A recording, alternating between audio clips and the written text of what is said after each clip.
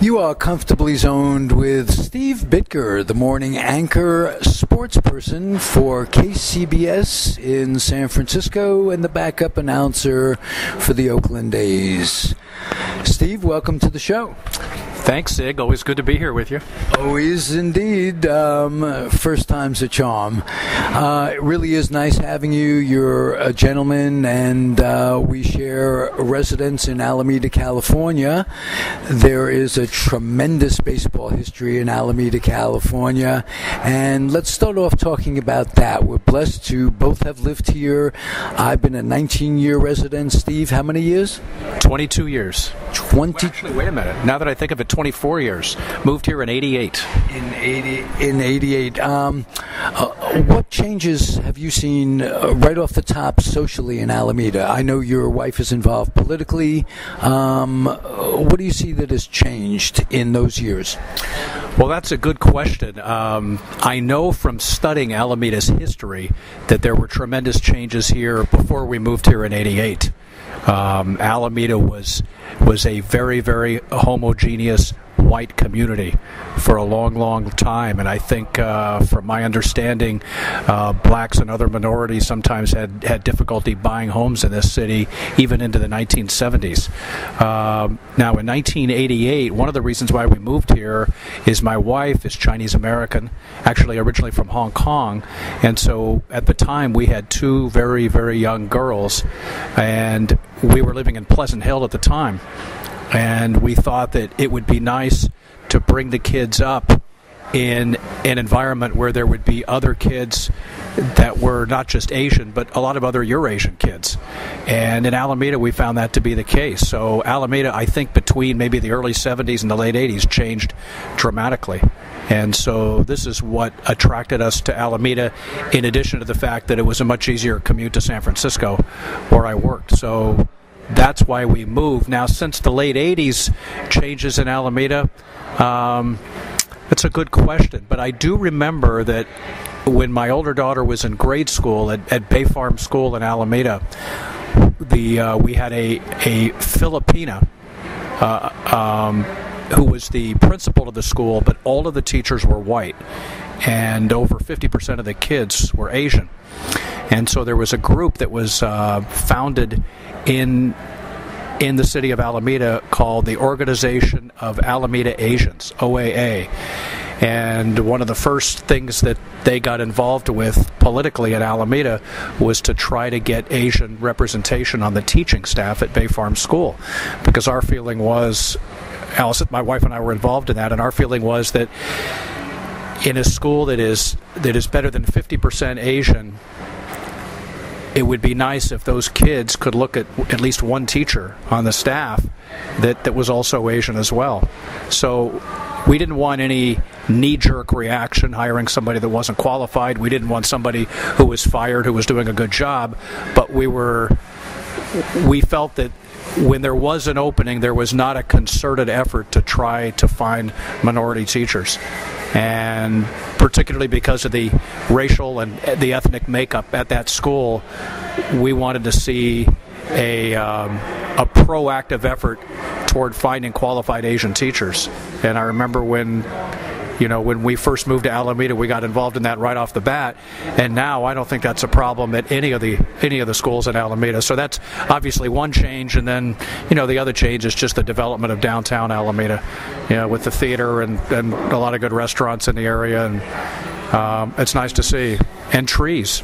And even though trees have, but they'll be replaced, or they already have been replaced, I'm sure. So, I mean, generally speaking, most, if not all, of the changes in Alameda, I'm glad to see them. I think it's a vibrant community. It's a multi-ethnic community, and it's got its own identity as a little town, and I like all of that. Yeah. Is there anything you would have liked to see done differently? Anything you're asking good questions. Anything that here again, it's my own selfish self-interest, but both of my daughters played soccer in Alameda, and the lack of sports fields for Alameda high schools is really embarrassing. in a community the size that we have. Because if you look at communities from Castro Valley to Oakland to Hercules to Berkeley, all of these communities have great turf sports fields that are state-of-the-art and are all-weather, meaning you can play on them 12 months a year. And we not only don't have any of those here, but the fields that the kids have to play on at Alameda and Encinal high schools for soccer season are beat up before soccer season ever starts because the football teams play on those fields.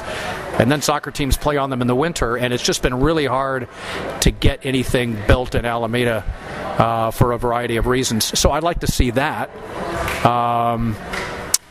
Let's see. I'm glad Trader Joe's finally moved to Alameda. I was a big proponent of that. I'd like to see Amici's Pizza come to Alameda. As I see it, we both raise kids here.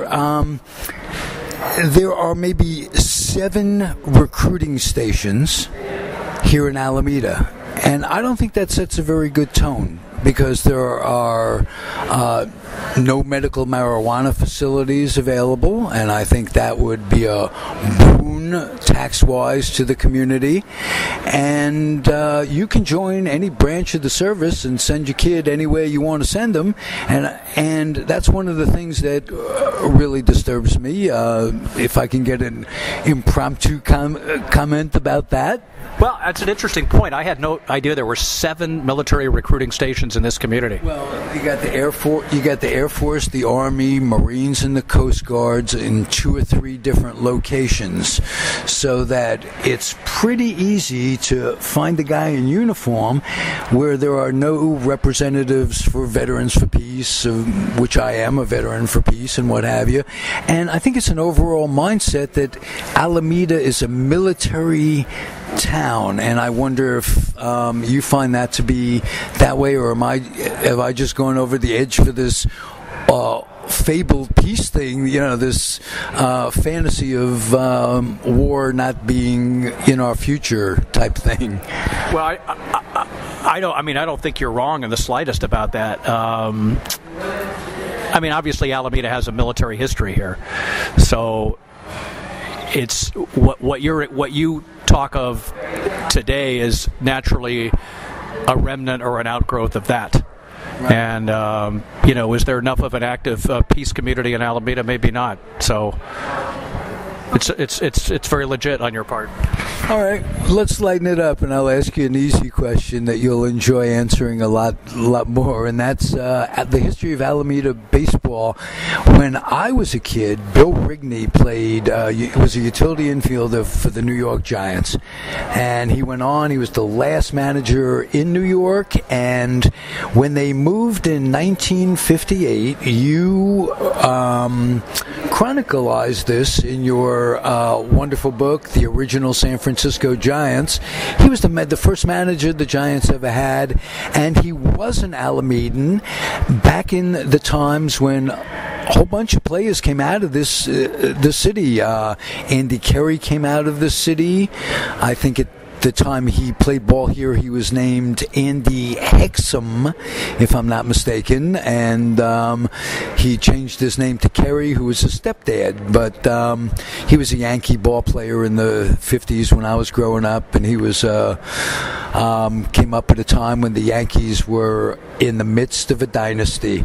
But the Giants weren't.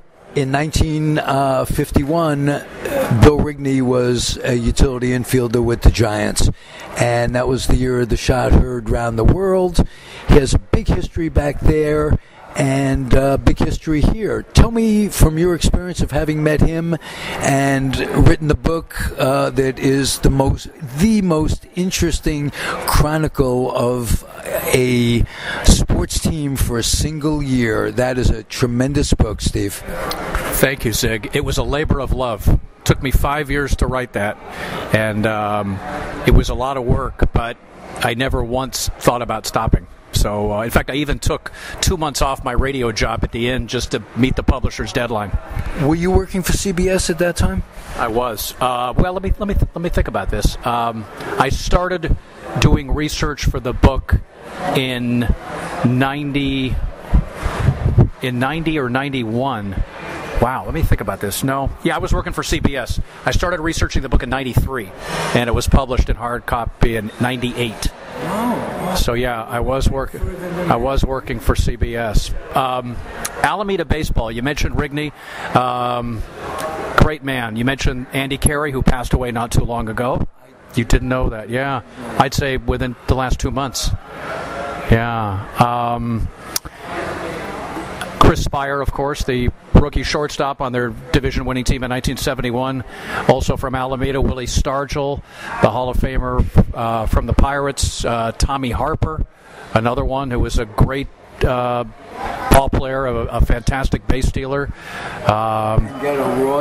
And got a very raw deal with the Boston Red Sox in those days. They were a racist town, and talking about bad deals, we were talking about McClymonds off the air earlier. Bill Russell went there, and what he had to go through in Boston was absolutely horrible. Yeah, Boston's history in terms of race in sports is not a proud one. In fact, the Red Sox, the last team to integrate with Elijah Pumpsie Green from Berkeley, and that was in 1959. And they passed up a lot of very, very talented black ball players throughout the late 40s and into the 50s. Kurt Moton, who played with the Baltimore Orioles, also went to Encinal High School and also from Alameda. But Bill Rigney, more than one individual told me that I could have written a book about Bill Rigney. I mean, Bill Rigney was such an incredible interview, such an incredible storyteller, that it's a shame that no one wrote a book just about Bill Rigney. And by the time I figured that out, after having spent about 3 hours with him at the Coliseum one morning, I was already working on the book that I was writing. And, he was not a well man physically by the time the book came out in 98, and passed away a few years after that. So it's a shame that a book was never written about him, but he's a fabulous storyteller, and at least for 10 or 12 pages in the book that I wrote, people can read about Bill Rigney's life and listen to some of his stories and kind of imagine him sitting there telling those stories with a smile on his face and a twinkle in his eye. He loved the game, and he loved to share stories about it. Someone I want to ask you about, when they first came out here, obviously Whitey Lockman was the first baseman, and Orlando Cepeda was really breaking through, and he earned a spot on the roster. Two things. First of all, Bill White was their first baseman, upcoming first baseman in New York. He went into the service. When he came out in 58, was he on that original team, or was he gone by then? Another good question, Zig. Okay. Whitey Lockman was the Giants' first baseman in 1957 in New York, but he lost the starting job to Orlando Cepeda, who not only made the roster, but was the opening day first baseman. On April the 15th, 1958, in the first Major League ball game ever played on the West Coast, the Giants beat the Dodgers that day 8-0. Ruben Gomez went the distance through a shutout.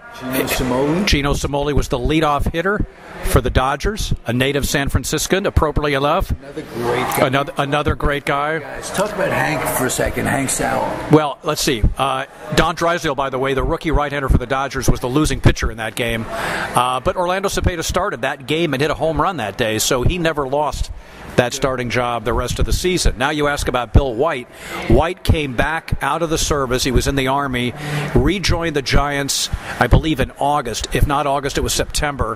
Had a few at-bats in the 58 season. So he was one of the original San Francisco Giants. I've got a chapter on Bill White in that book. But because of Cepeda's immediate success at first base, White wanted to be traded so that he could go to a team and play first base. He was a decent outfielder, a better first baseman, and so he wound up being dealt to the St. Louis Cardinals, and his time in San Francisco was brief.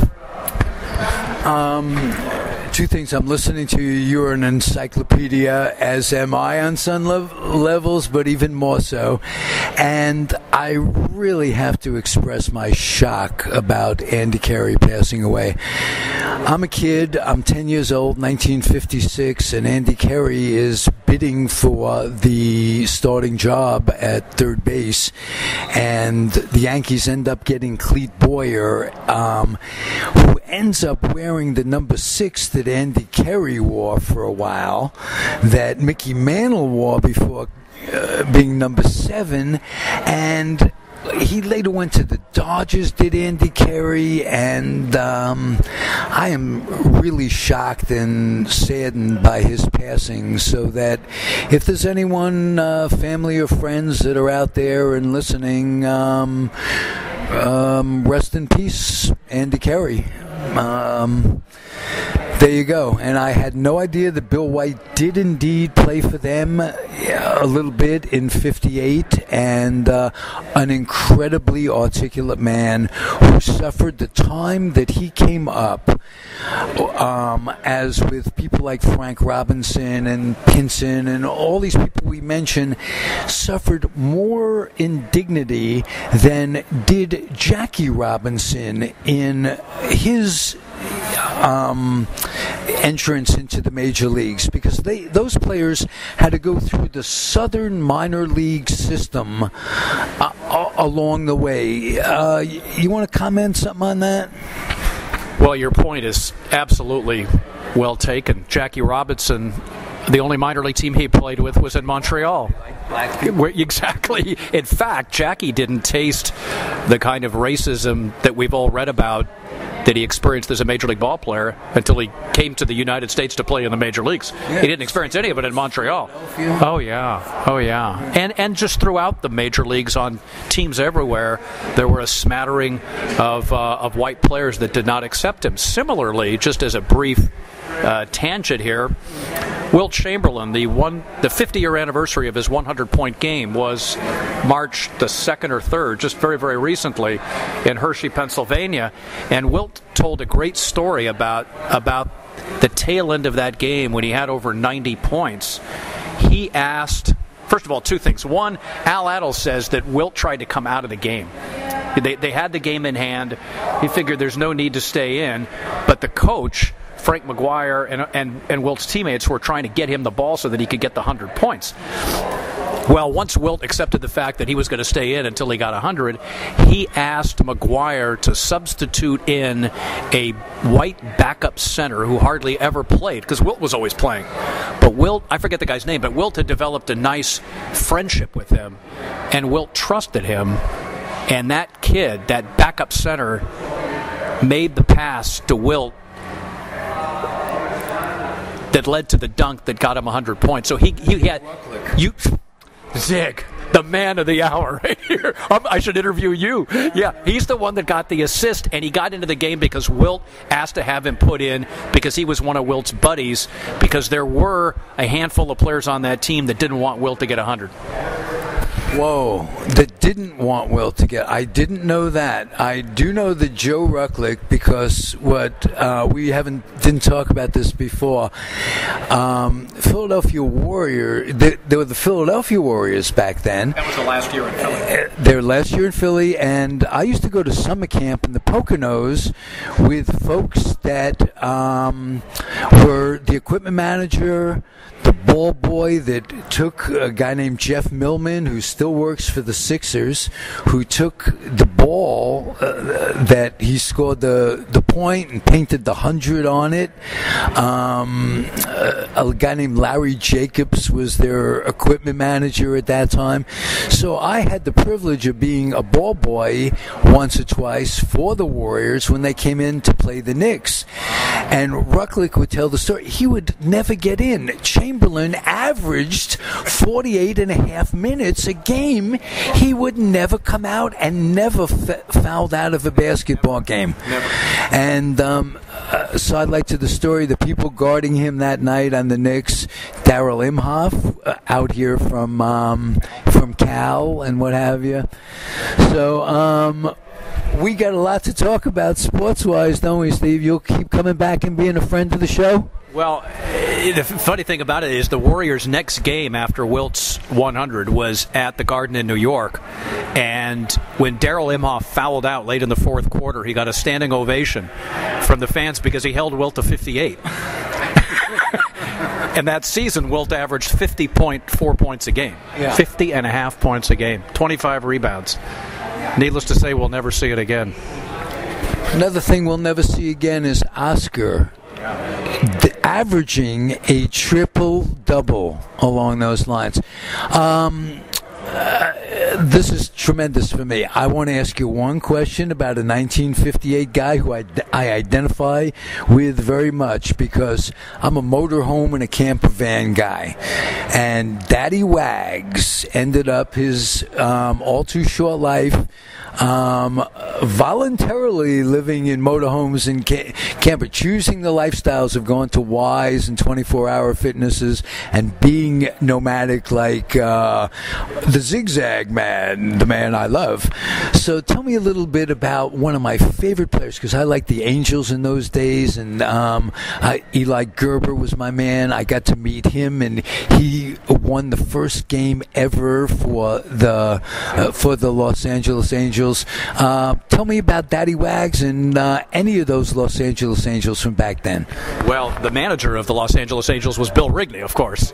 And Bill was very fond of Daddy Wags, Leon Wagner, and so he made sure that the Angels picked up Wagner, who had big seasons in L.A. with the Angels and then later in Cleveland with the Indians. Daddy Wags was a very stylish ball player. He dressed extremely well. He played the game with a certain panache, flash and dash. He'd wear his cap in a certain way. He was a high styler. He was a high styler. He wiggled his hips when he approached the ball, and he had a great rookie season for the Giants in '58. He played about half the season in AAA and half the season in San Francisco, and he hit like .313 and hit about 13 home runs. And '59, his numbers tailed off, and then he got traded after that to the St. Louis Cardinals, and he hit the first home run in Candlestick Park history on opening day of 1960 against Sam Jones. But you know, in doing research for that book on the '58 Giants, my goal was to track down every single player from that team who was still alive, which in the mid-'90s was almost every one of them. There's a couple that didn't talk to me. There were two that would not talk to me out of about 35 or 36. One was a rookie catcher in 1958 named Bob Schmidt. Now, why Bob Schmidt didn't talk to me, the only information that I have comes from Mike Murphy, who's been the Giants' longtime clubhouse manager and was a bat boy back in '58. He's been with the team every year they've been in San Francisco. And Murph said that whenever they go on the road, if there are any former Giants in those communities, they always make an active effort to invite them out to the ballpark. So the Giants had a rookie pitcher in 1958 who pitched a little in '58 and '59, a little bit in '60 and '61 with the White Sox. That was about it. His name was Joe Shipley. Now Joe Shipley was not a great. He was not much of a major league pitcher, but he had a great personality. Was a great character, and has lived in St. Louis for many years. And when the Giants go to St. Louis, Shipley always comes out, and the Giants treat him. They get him tickets, and he comes out to the game with his family. Well, Schmidt also lives in St. Louis. I'm assuming Schmidt is still alive. I'm not sure, but he was back when I was researching the book. And Shipley would always try to get Schmidt to come out to the game. Schmidt never wanted to come out. He was kind of socially reclusive, and every time I called his house, I actually think that I talked to him a number of times, but the guy that I talked to always said he was Schmidt's brother. And he said he doesn't want to talk. So I didn't press it any further. I didn't lose any sleep over it because Schmidt really only had, one season with the Giants and didn't have a big major league career. But the guy that really troubled me that I never interviewed was Andre Rogers. The The cricket player, Andre Rogers, the native of the Bahamas, the first Bahamian to ever play in the major leagues. Andre Rogers, who never played baseball as a kid, he played cricket and he played softball.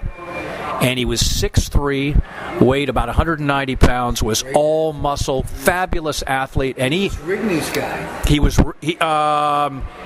not Rigney's guy. He was Stoneham's guy. He was Stoneham's guy. But the great story about Andre Rogers was he had an uncle who had some connections with baseball. I would actually have to go back and read my own book to remember what the connections are. And the uncle contacted the New York Giants and said, I've got this nephew that's an incredible athlete, and I'd love to arrange for him to have a tryout with the Giants in spring training in Florida. So the Giants thought that this was a very unusual request, but they were kind of intrigued. So they got a hold of the uncle and they said, if Andre can pay his own way to spring training, we will take a look at him. And so the uncle basically funded the trip.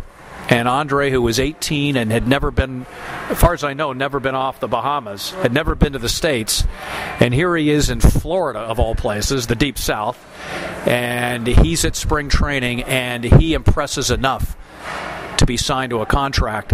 And at almost every level of the minor leagues, he hits over 300 with power, wins the Coast League batting title in I think in his last season before playing in the majors. He hit well over 300 in AAA in 58 because he didn't play that long with the Giants in San Francisco that season.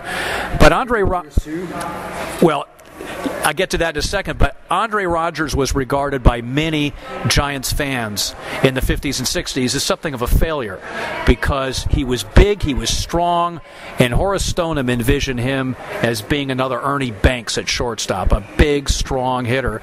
And you know, he had a couple of decent seasons, but overall he was probably about a 245, 250 career hitter. But in my opinion, the fact that this guy who never played baseball as a kid played softball and cricket, the fact that he lasted 11 years in the major leagues, to me makes it an incredible success story. Now, I was trying to track him down. I went to St. Croix to interview Valmy Thomas, who was their catcher, rookie catcher. He was their opening day catcher in 58. I interviewed Ruben Gomez in San Juan, Puerto Rico. I interviewed Felipe Alou, Dominican Republic.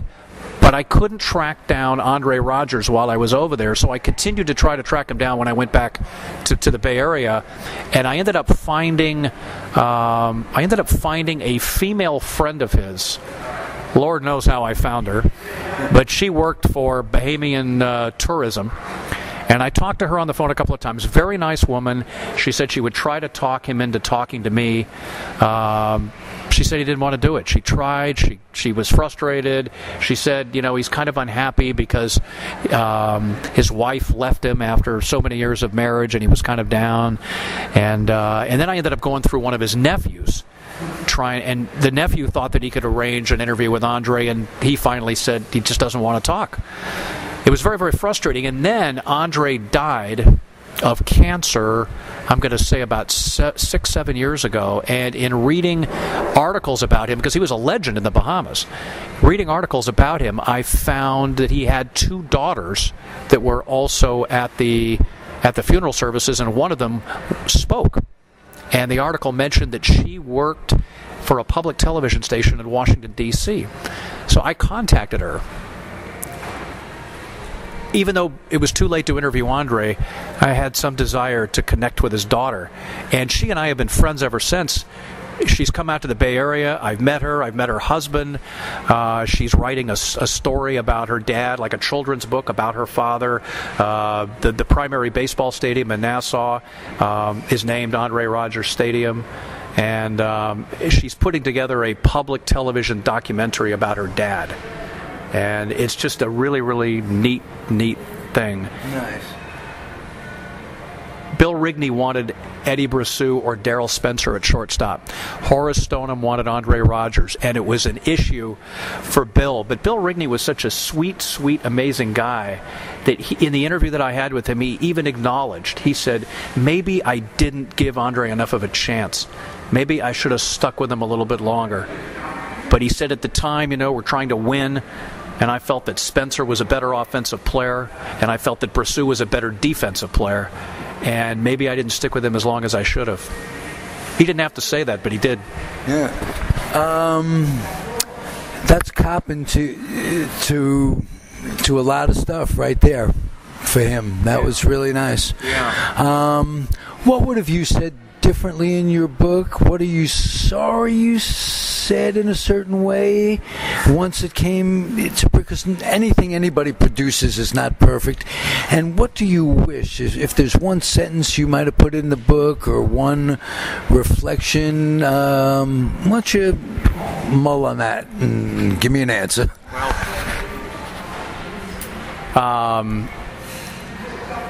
it's interesting. I never really answered your question about Leon Wagner. I tried to track him down. It was really hard to find him. And I got the word out to just a lot of people in and around baseball that I was looking for him.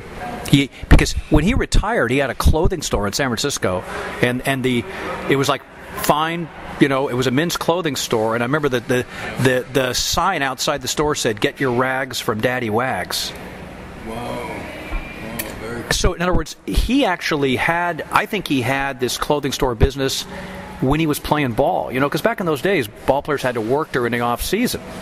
But Wagner, in fact, Bob Speak, who was a reserve first baseman outfielder for the Giants, he retired after the '59 season because he said he could make more money operating his bowling alleys than he could playing baseball. It was a different time. Right. But Daddy Wags, he sold Cadillacs, nice cars. Worked at a CAD dealer in San Francisco. He also had a clothing store. I mean, he was making really, really good money. So anyway, I finally get a phone call from somebody who says that in the Sports Collector's Digest, which I guess is a very popular magazine for people who are into collecting autographs and other baseball memorabilia, there was an ad that Leon Wagner was going to be signing autographs at a memorabilia show in Long Beach, and there was a contact name for this event. So I got a hold of the contact name, and he said he would talk to Leon and see if he could arrange an interview for me. So I'll never forget this, because I interviewed, like I say, about 36, 37 members of the Giants, and not one of them asked for money. None of them. But this guy called on behalf of Leon Wagner, and he said he'll do the interview, but he wants to be paid for it. And I said, really? I said, well, okay. I said, how much does he want to... $1? No, he wanted more than that. I said, how much does he want to get paid? And he said he wants $500 for an hour. Whoa. I know what you're thinking. You're thinking, no, bleep, yeah. So I mean, my first reaction was emphatically no, but I didn't say emphatically no because I didn't want to lose this connection. Like, to me, Wagner, whereas Bob Schmidt was not a prominent enough member of the team, Leon Wagner, I had to get him. You got Willie Kirkland. I got Willie Kirkland. Wonderful. I love Willie Kirkland.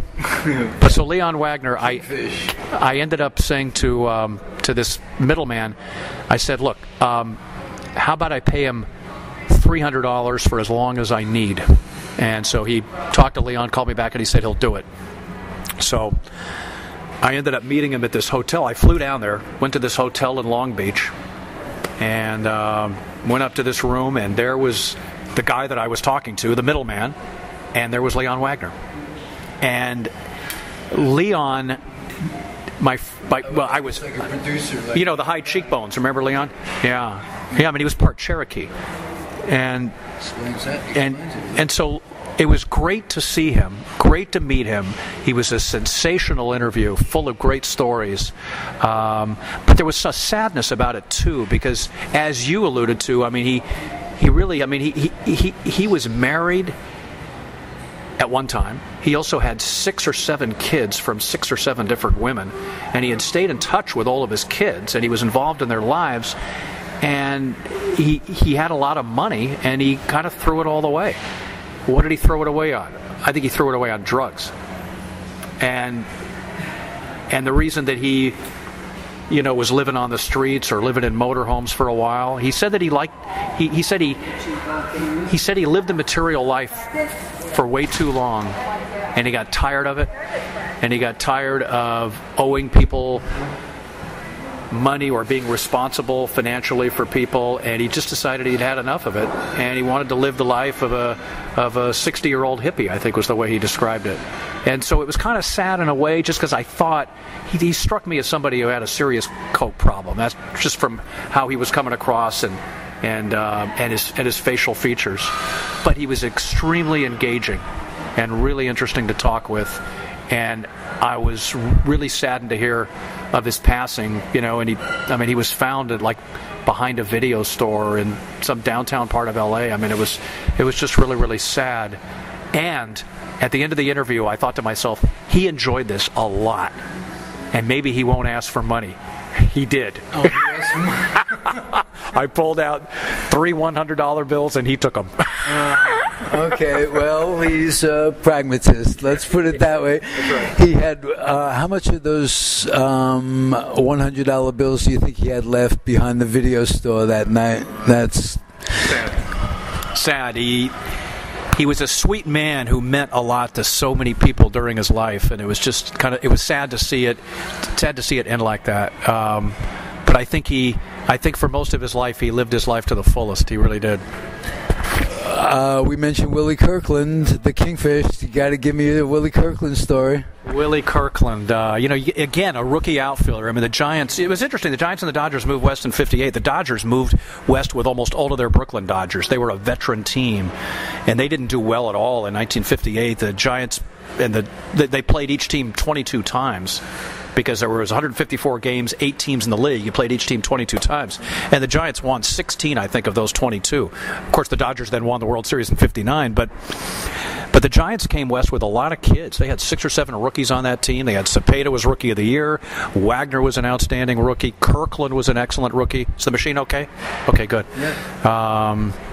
And Willie, it took me a while to find Willie because I think I had an address for him in Detroit. I didn't have a phone number. I got his phone number somehow. I just picked up the phone one day. And you got to understand, when I was calling some of these legends, in my mind, legends, my heart was beating like I was a teenager calling a girl to ask her out on a date. You know what? You know the feeling? Hey, Steve, if you don't mind, we spoke for the second time, but the first time about the possibility of you coming on the show with me, and I felt the same way this morning when you said that you'd be glad to do it. I know of your fanaticism about all of this, and there are very few that will match mine, and it's not just the statistics. We have not once talked about statistics. It's about people. It's about how baseball is a microcosm of life. Some go through it in certain ways, and sharing this with you is a tremendous experience for me from a radio production standpoint, and you being a friend of the show excites the heck out of me. Thank you, Zig. That's sweet for you to say. Willie was great when I got him on the phone. He was very, very calm, very matter of fact. I told him I was going to be in Detroit shortly. I actually went back with a couple of buddies of mine, and we went to games at Wrigley and some other ballparks in the Midwest, and then we went to Detroit. And my friends dropped me off at Willie's house in Detroit. And Willie came out. He came out of his front door, and he's a big man. He's not obese. He's just big, and he came out with a young woman who was just gorgeous, probably in her mid to late 20s. And and Willie in 94, 95, Willie must have been 60-something? Yeah, in his 60s. So I asked Willie whether that was his daughter, and he just laughed. He goes, "Nah, just a friend." And she took off, and we went into Willie's house. And if you did not know that Willie Kirkland spent 9 years in the major leagues and 7 years playing in Japan after that, you would never know. There's nothing in his house that suggests that he played ball. I mean, you go to Hank Sauer's house, and he had, his MVP plaque from 1953 or 54. It's up on the mantle above the fireplace. He's got photographs of him as a ball player. Willie Mays does. Most of these guys do. Scarves around. But Willie Kirkland, nothing. And it's not that Willie thought negatively about his career, but that was a previous time in his life, and he lives for the day. And he was a wonderful interview, and he talked about some of that bigotry that you alluded to. I mean, he played in some tough places. There was one town in Tennessee that he played at, and heard the N-word frequently, and for the most part was able to just kind of block it out of his head. But there was one night some guy had on this trench coat, and he had something that by the shape of it looked like it might have been a gun. And he was pointing it through a cyclone fence, and he said to Willie, if the ball comes out there tonight, and he called him the N-word, and he said, you better drop it, or I'm gonna shoot you, I'm gonna kill you.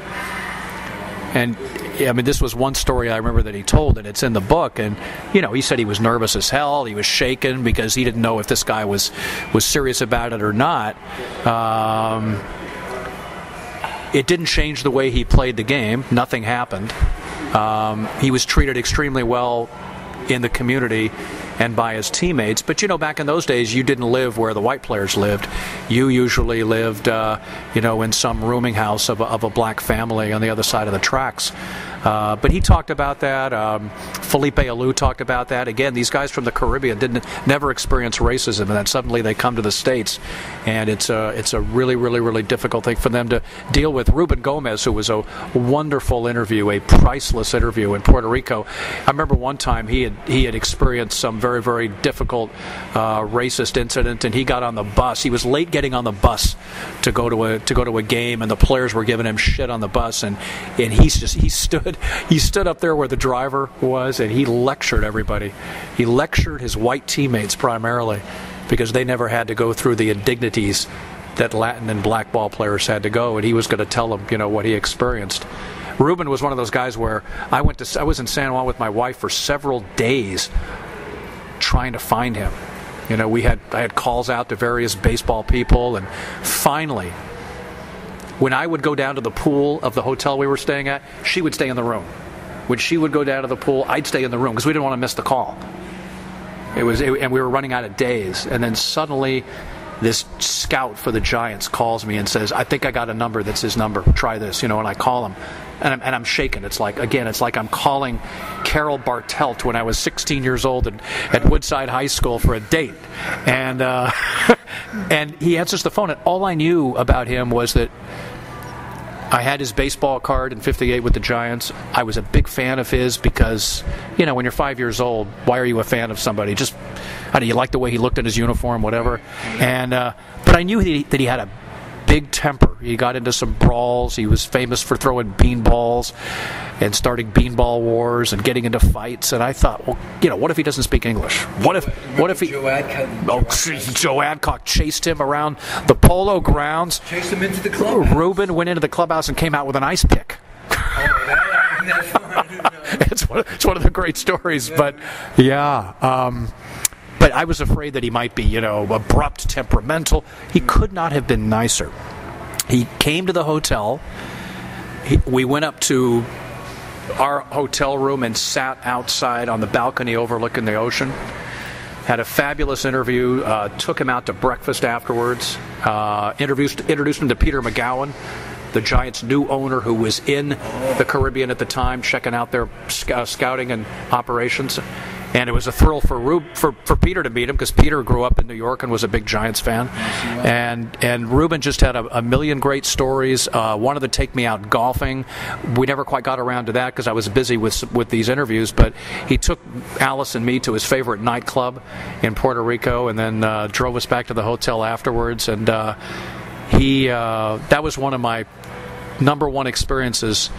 In fact, you asked me about three guys: Ruben Gomez, Leon Wagner, Willie Kirkland. Arguably, those along with Bill Rigney were my favorite interviews of all from the book. They were just incredible.